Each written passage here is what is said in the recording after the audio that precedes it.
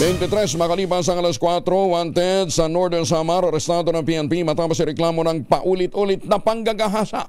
O, kita nyo, ito nga. Ay, susme. Detalye na balita mula kay Jane Galit Bantayan, RH34. Jane. Walang takas sa Timas Rihas ngayon ang isang wanted sa bayan ng Bubon, Northern Samar matapos sa sampahan ng kasong paulit-ulit na panggagahasa. Nagsanib pwersa ang Bubon Municipal Police Station at operatiba mula sa Regional Intelligence Unit upang mahuli ang nasabing wanted.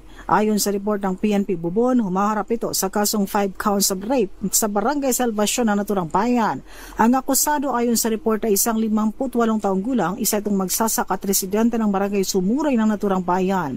Sa pamamagitan ng warrant of arrest mula sa presiding judge ng Branch 19, Regional Trial Court, Judicial Region Catarman Northern Samar, arestado ang nasabing akusado. Walang piyansa na ilagak ang korte para sa pansamantalang kalayaan nito. Nakakulong na ito ngayon sa Bubon Municipal Police Station.